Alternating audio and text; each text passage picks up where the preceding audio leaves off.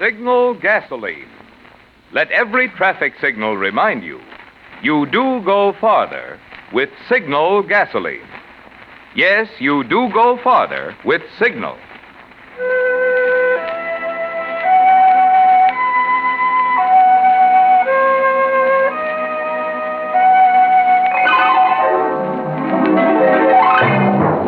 The Signal Oil Company and your neighborhood Signal dealer bring you another curious story by The Whistler. Tonight, The Master's Tree.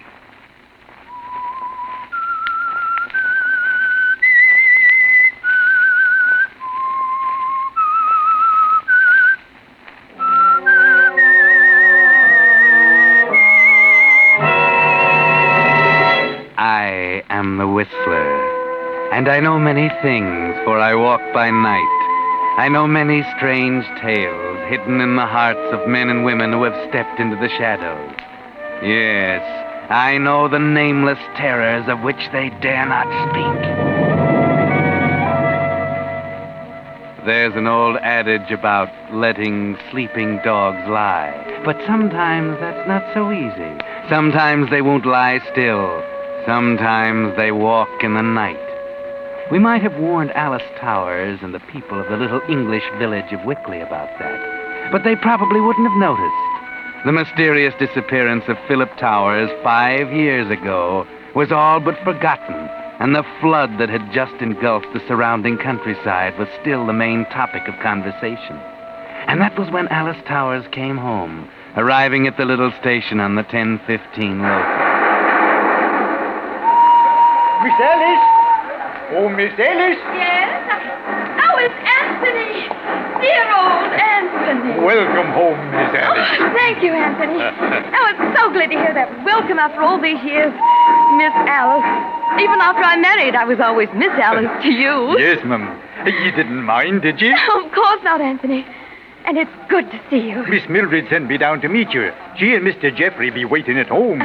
The weather be so miserable. Of course. I wouldn't have had them chance a cold.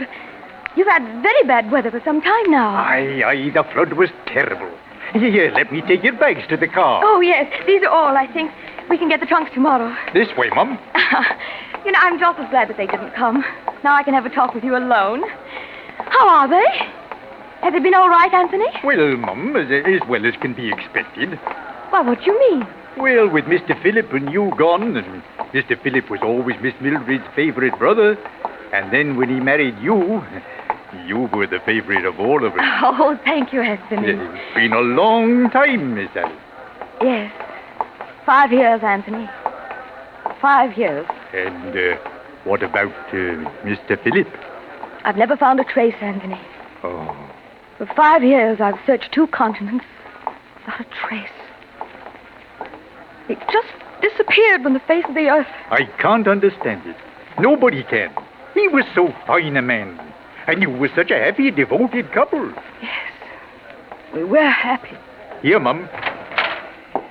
The car's right over here. It's still raining. Hurry in, you won't get wet. Oh, yes, of course. I'll slide in on your side, eh? Yes. I'll put the bags in the back. I'll have you in front of a roaring fire at Miss Mildred's in a jiffy.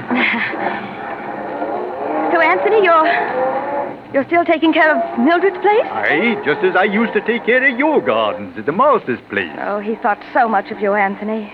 You were one of his favorite people. Maybe, Mum. That was because he loved flowers and trees so much, and so do I. I mind how he used to sit out in the gardens all day. You and the master used to sit under that cherry tree on the edge of the cliff there and look out at the sea. And I'd bring you tea out there. Yes. That was Philip's favorite tree. Besides, I think he loved it almost more than anything. Maybe so. He was strange in some ways. Is the cherry tree still there? Why, yes, Mum, I think so. I don't rightly know. I didn't notice it when I went out to look after the flood. Was there much damage? Oh, yes, Mum, frightful. The brook that went by the house had tore up everything.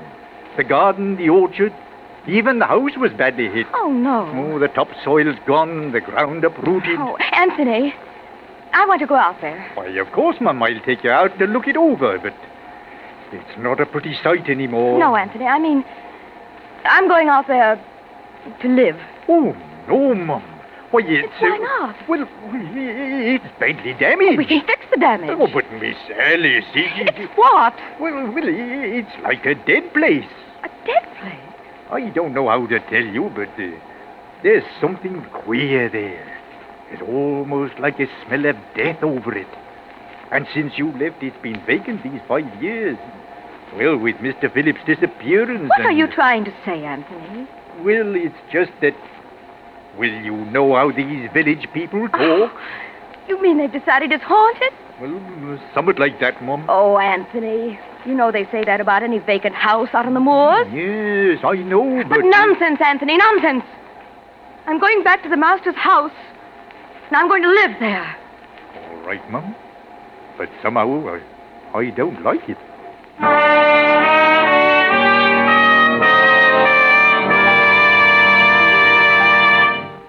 Whistler fans, can you answer this question? Who brings you the Whistler? I hope you said Signal Oil Company. We asked that same question 4 weeks ago, and we were pleased to learn that so many of you gave the right answer. Frankly, we were surprised, in view of the fact that the Whistler has been adding so many new listeners each week. You see, the Whistler is now the most popular Pacific Coast program, thanks to your interest. And naturally, we of the cast want all of you to know our sponsor. For you new Whistler fans, if you have trouble remembering names but can remember faces, let me give you this tip. Visualize for a second the Signal Oil trademark, the black circle sign with the yellow letters spelling Signal Gasoline that so conspicuously identifies a Signal service station. It will pay you to remember that circle sign when you need gasoline, because that is the station that supplies the gasoline that does go farther. Ration coupons are precious these days, so do as thousands of motorists do who keep a record of mileage and discover for yourself that Signal gasoline is the gasoline that does go farther. And now, back to the Whistler.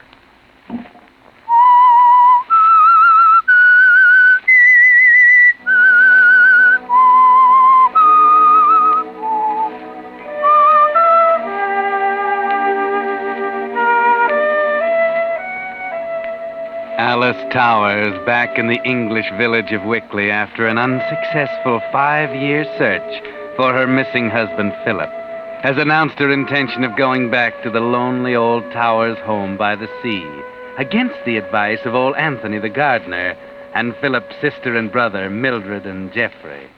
It's utterly ridiculous, Alice. You can stay right here in the village with us. Of course, Alice. We've made all the arrangements for you.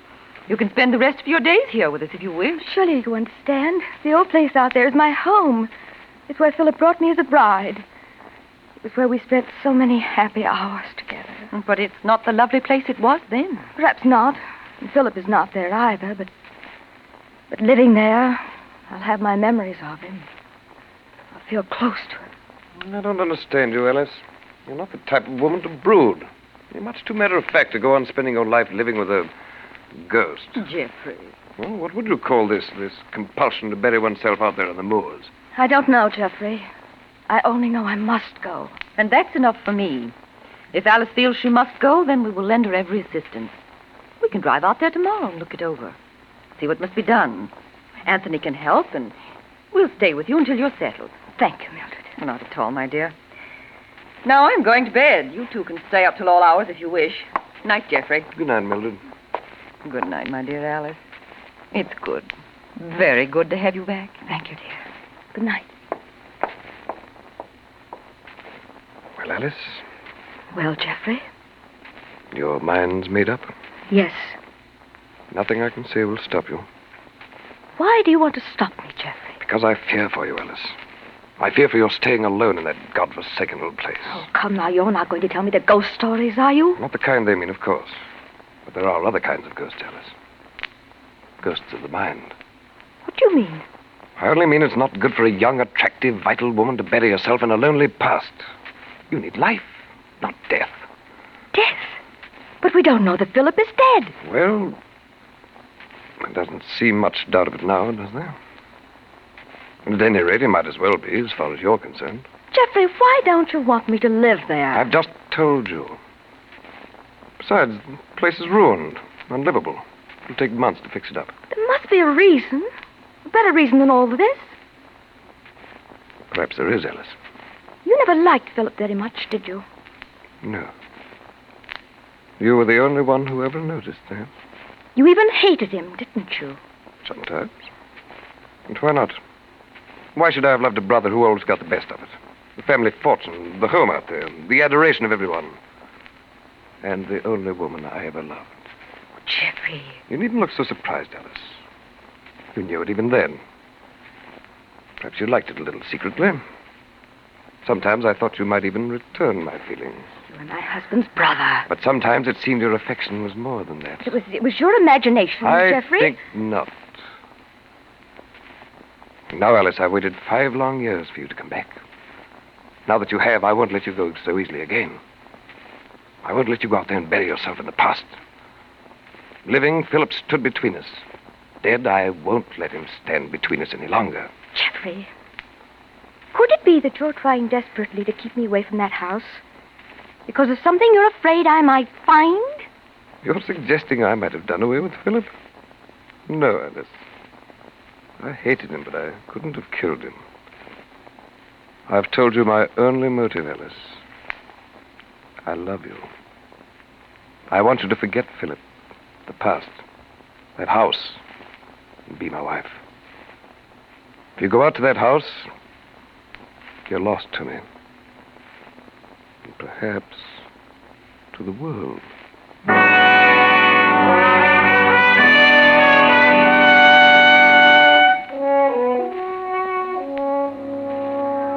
Well, Alice, your homecoming is not quite as simple as it might appear to the villagers of Wickley.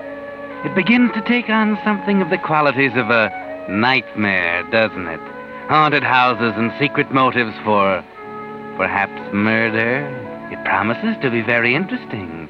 But then you don't frighten easily, do you? And you've made up your mind. So the next day, bright and early, you all drive out to the lonely house on the cliff.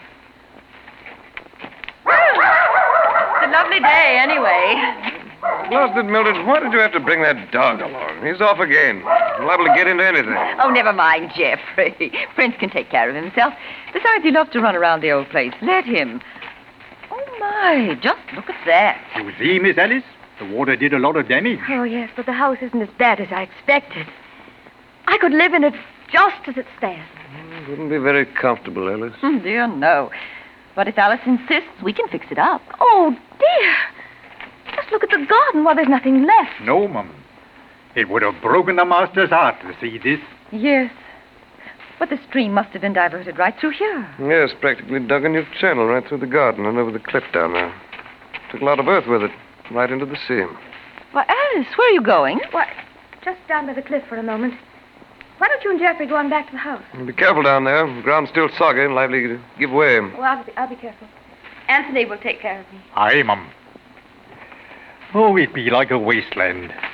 There, now, what's your footing, Miss Alice? Oh, thank you. Miss Alice, what's your step? Oh, dear. Sorry. There'll be no need to worry. It'll be there all right. What? The tree. The master's cherry tree by the cliff. I looked while you was in the house. The ground be all dug up around there. But the tree be still safe. I must see it. Aye, Mum. Right there behind the big rock. There. Right there. Anthony. Strange. It's very strange. What, Mum? It's in bloom. Everything else on the estate is ruined and dead. The cherry tree is in bloom. Stop, Miss Alice. Don't you go out there. That ground be loose and might give way. And it's 100 feet down to the rocks. Oh, yes, of course. It's enough to see that anyway that the tree's there. Philip's tree is there. And in bloom.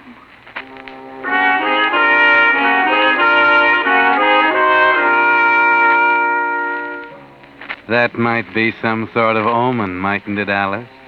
But for good or ill, who can say? At any rate, you decide to stay. Move in right now. Geoffrey and Mildred protest, but when they can't dissuade you, they offer to stay for a night or two with you and help to get the house fixed. They send Anthony into the village for linen and food, and after dinner you all make the beds and settle down for the night. But there are strange noises as the old house rocks in the wind, and you can't sleep very well, can you, Alice? And so, in the early light of dawn, you're up and about, and you're not the only one. Now what be that blasted dog up to? Down by the cliff he be, too. Bad enough having to get up early without having the plain nursemaid to a blooming dog.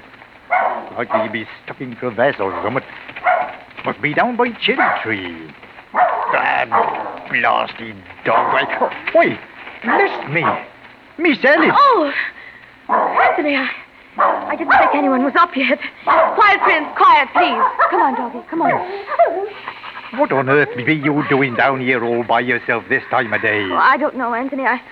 I couldn't sleep, so I just walked out here to look at the ocean and see it the way Philip and I used to. Now, Miss Alice, it been good for you to grieve, so... I'm all right, Anthony. And look at your dress, all covered with mud. Oh, well, I slipped on the path. Oh, shame.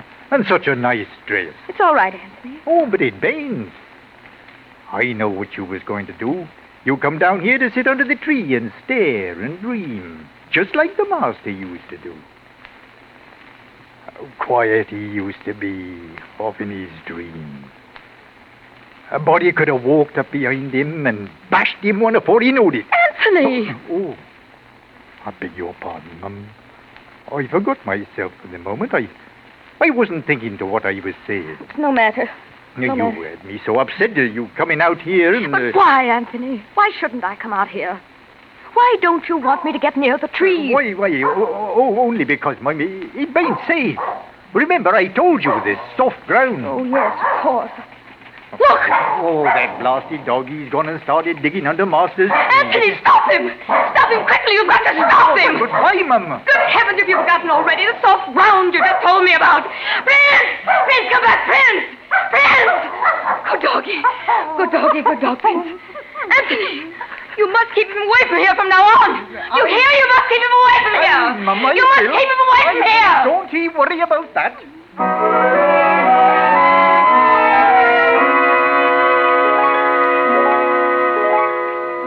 Now, why should that chance meeting with old Anthony bother you, Alice?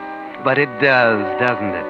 It seemed to strengthen some vague fear you had before you couldn't understand. Now you're beginning to, aren't you, Alice? Because now it's growing into suspicion and terror. Later that day, you have another conversation with Anthony that doesn't help much either. I tried, just like he told me, to get workmen from the village to come up and help us rebuild the place. But I couldn't get none. Why not? We'll pay them well. Oh, but that be nothing to do with it, Mum. They just won't come. Not for any price. Oh, now, Anthony, we're not going to let village ghost stories upset our plans. Miss Alice, I tried to tell them there was nothing to stories, but they won't come. They do say something mysterious is about the place. And they've heard about cherry tree a-blooming there on the cliff when the rest of the place be in ruins. That only makes them more sure that... That what? Well, they do say, I mean, some folks think, the master never did leave here. That he be here now, alive or dead. Oh. I'm sorry, Mum. I didn't mean to frighten you. It's all right, Anthony. What do they think happened to him? Well, there be some talk that he might have been murdered. Do you think he was murdered, Anthony? No, Mum. Do you? No, of course not. Oh, sorry, Miss Alice. Perhaps I shouldn't have said nothing. It was only that those men refused to come. We'll talk about it tomorrow, Anthony. Yes, Mum.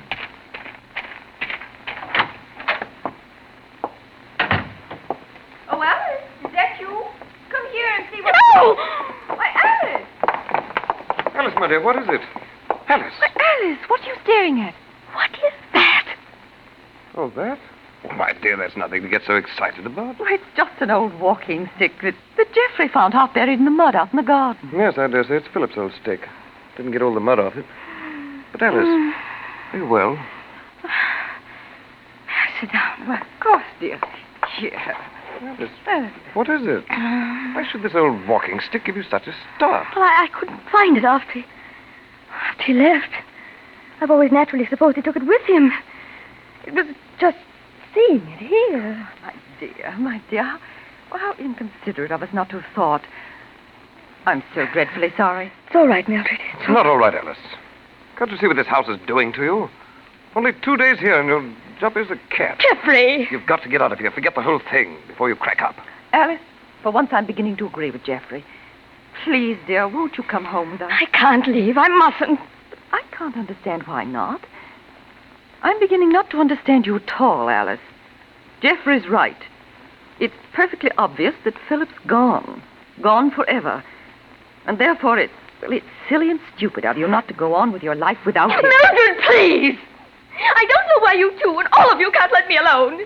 What is it you want of me?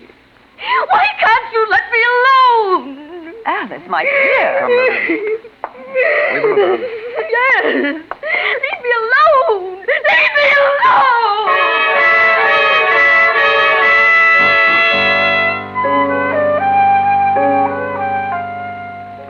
Well, Alice, you letting all this talk of Philip's ghost get you down? You can't do that, you know. You can't go to pieces like this. After all, it's only in your mind, isn't it? This fear, the fear that's growing. You've got to stop it. Perhaps when the others have gone. Yes. And they're going. They're going to give you your wish to be let alone. They've already packed and Geoffrey's come to say good night. Alice. Yes, Geoffrey? It's raining again, isn't it? Yes. More of the cliff will break away.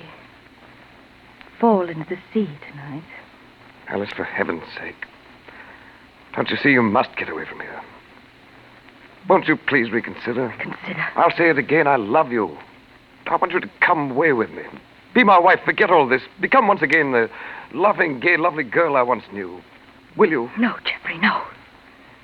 I might have once, but not now. Not yet. Maybe later. No, Alice. If you don't leave this house now, you never will. I can promise you that. What do you mean by that? I mean that very shortly you'll be quite mad. Or dead. I don't understand. I don't understand either why you must stay. Why you feel you must find out whatever it is you must find out. All you need do is forget the past, and all will be well. If I could believe that. Very well, Alice. I must go. Mildred's waiting in the car. Anthony will drive us in and then come back. Mildred insists that he stay. You can't be here alone all night. I'll walk the door with you. Prince!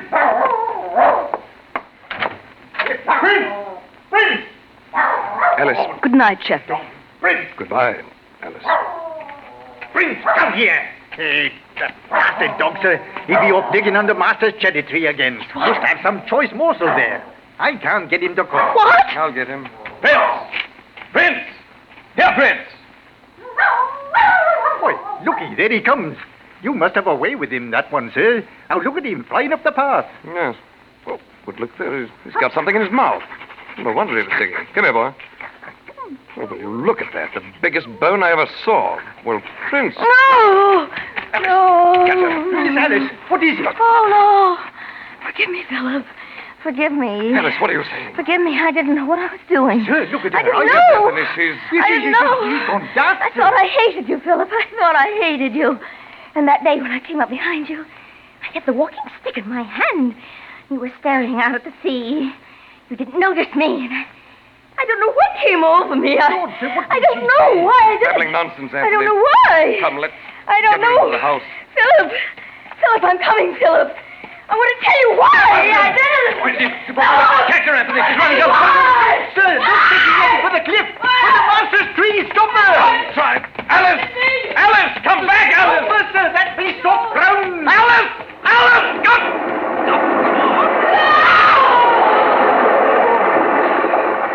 Miss Alice.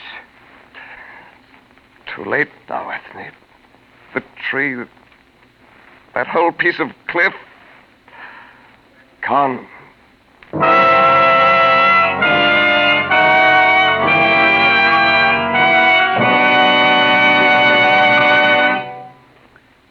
Whistler will return in just a moment with the strange ending of tonight's story.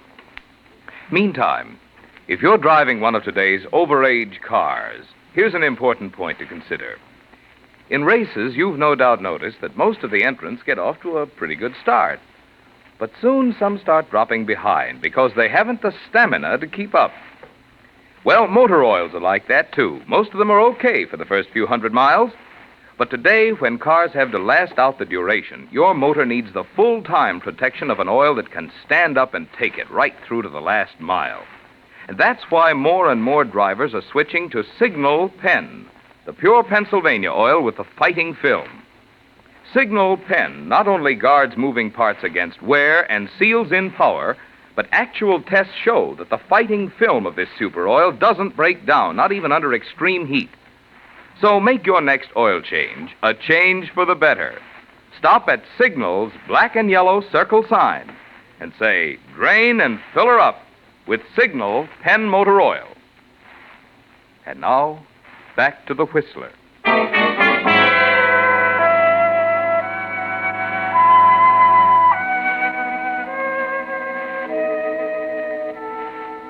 Well, at last the mystery of Alice Towers and the house by the sea was cleared up.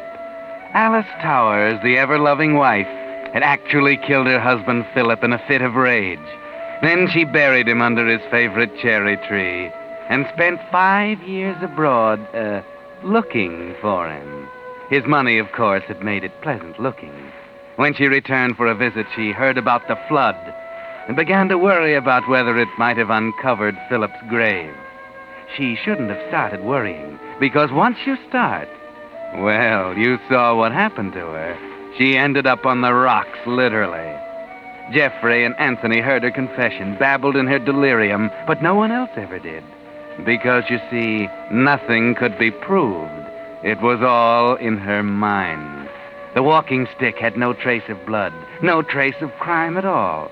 The bone which the dog dug up, and Alice must have been mistaken for one of her late husband's, was actually only a large soup bone Anthony had given him the day before.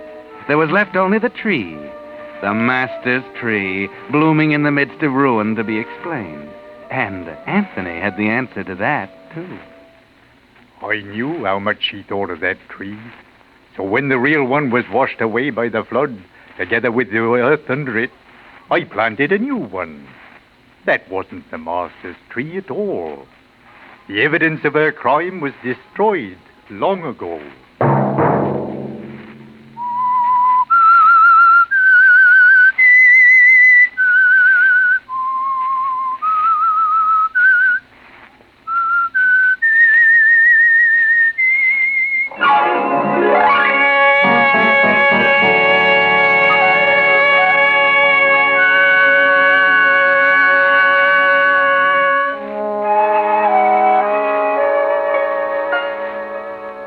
Next Monday at 9 o'clock, the Whistler will bring you another strange tale.